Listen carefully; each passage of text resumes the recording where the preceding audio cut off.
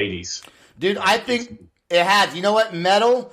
I think heavy metal music has taken a turn for the positive, and I think it's because there's a lot of different styles of metal that has recently come out. Yeah, well, there's some innovation going on. Mm-hmm.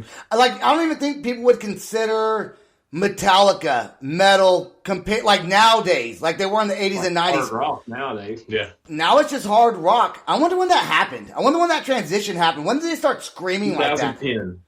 Oh, 2010? I think the rise of like gent, man, like this new metalcore stuff. Yeah. I think everything there was like an arms race, like a Cold War to see who could get fucking heavier. And it's just bled over into everything. I'm heavier than you. No, but you got to make it heavy, but still sound good. Dude, if you put us 15 years ago, what we played would probably have been called metal, but now it's definitely not. I mean, it's. Do you guys have any of those? Do you guys have any of those recordings from 15 years ago? Not really.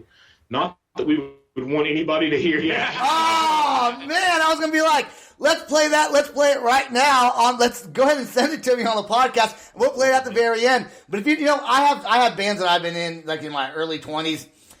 You know what? I do have one of the CDs. I have a CD, and we thought we were so good, and it does not sound good.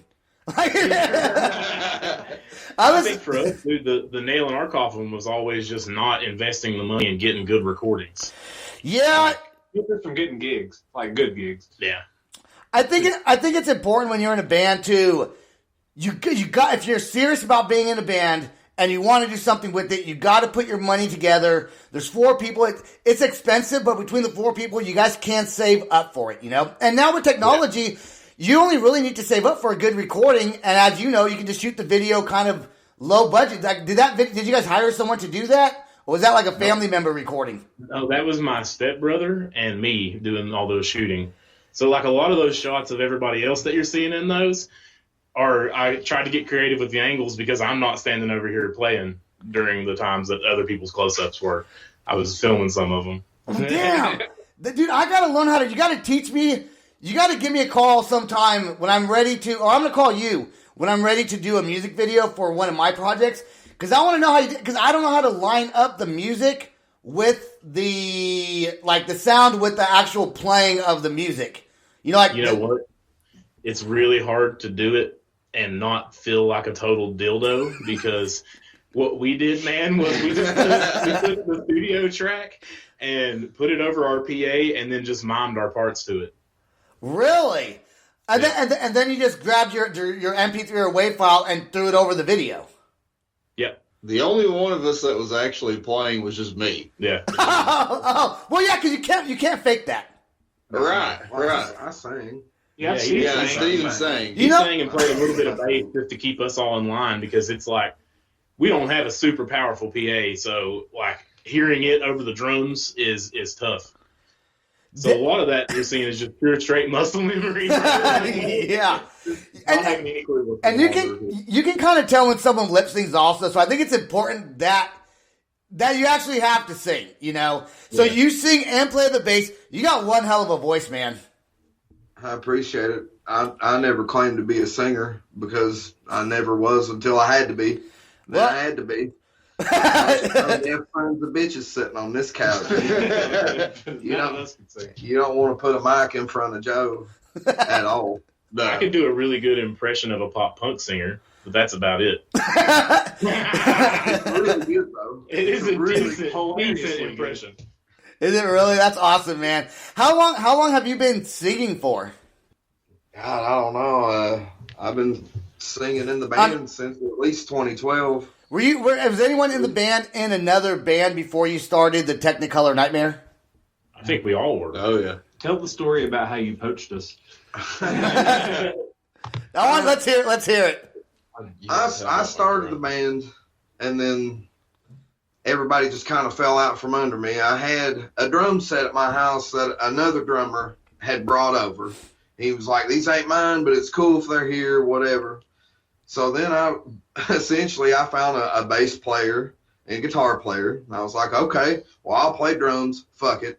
So we went with that for a while. Then he comes back into town. He's like, oh, man, I need you to meet the guy that owns these drums. And I'm like, holy shit, I've been playing this guy's drums. Like, I've gigged with this guy's drum set. And he's like, well, man, let me introduce you to him because he's a damn fine drummer. And he introduces me to Joe. Uh-huh. So I'm like, all right, cool. You're way better than me. I'll switch to guitar. And then through some unfortuitous circumstances, we lost a guitar player. So then it was just a 3-piece. Then we just went through bass players forever. Just boom, bass player went down. Boom, bass player went down. And that's my instrument anyway. So when I found 2 guitar players that already knew how to play together, and they already knew their stuff, Uh-huh. I was like, well, hell, I mean, I gotta see what this is all about. That's iffy. Yeah. That's iffy if we already knew our stuff wrong. Well, I mean, you knew enough. Yeah. You knew enough. There was a good bass there to work with. He could train us, basically. Yeah. So since 2012, has the lineup changed, or has it been the 4 of you pretty much steady? And has there been other people that have come in and out of the band for whatever reason, or has it just been the solid 4? We kind of had a small split up there for a while after like 2013 probably. And me and Waylon didn't play in the band. And then we came back. Eventually, we joined it again. Just, Yeah, Played with a different band during that time. We were split up for about 3 years between 2013 and 2016. oh shit. Because okay. we were all just immature fucking idiots at the time. Yep, Weren't able to handle trying to run a band like a business at all. Fucking got mad at each other, broke up, and then a couple years of dicking around and doing other projects and just being like, fuck, I miss it. Let's go. Let's do it again. And we've been back since then. It was actually my old lady that got it all together. Yeah. She just got tired of me not playing. She says I'm a cold bastard if I'm not got a bass. You gotta have your release, right? You gotta have your release somewhere. And I mean, it shows in your music and your songs. And I'm happy, like I said, I'm happy you guys got serious. And Waylon, are you the one that kind of does a lot of the promotions, or is it just kind of whoever in the band that hears stuff? It's all Waylon. Yeah, I do a lot. Every band, I noticed that. I didn't really know that before, but when I was in a band, I guess I did the promotions, It's important that every band has at least one member that does all the promotions. Otherwise, the band's just going to sit stagnant. So if you're a band out there... I'd like to have more, but almost any gathering of multiple musicians, there's going to be at least one dude that's up his own ass enough to do it. yeah. I'm definitely that asshole that's like, I want to fucking promote this shit because you got to, and I'm in your face, and that's why when I started this podcast, I figured I promote shit anyways. So right. I mean, I know how to promote stuff, and I'm gonna do it, and we're doing the damn thing. So let's fucking go.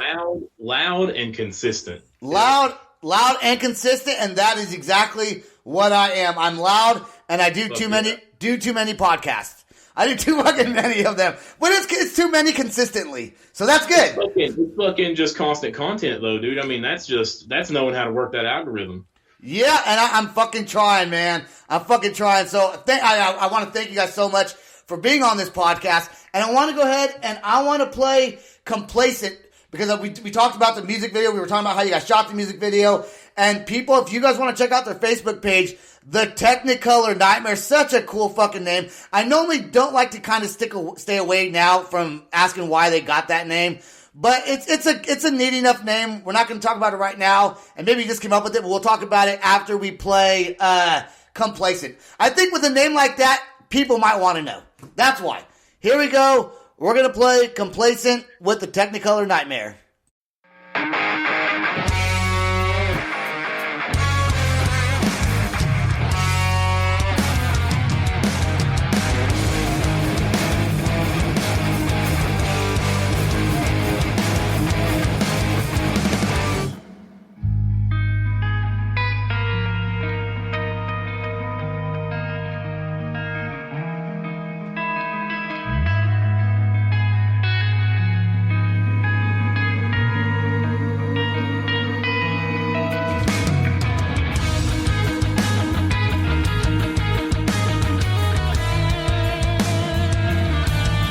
Sacred as the salt and stone, and what it takes to live.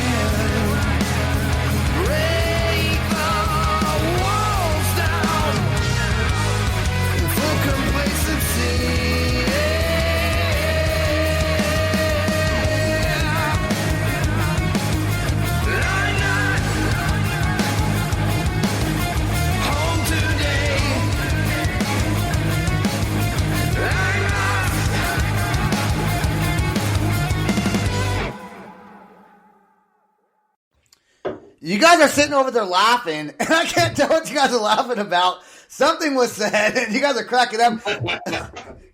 I'm listening to the song. Sitting here talking shit about ourselves. Oh, that's a good time. That's a good time. How many times, this goes to your vocalist, how many times did you have to go, like the breathing thing, like during that pause in that song, like, nope, you got to breathe again?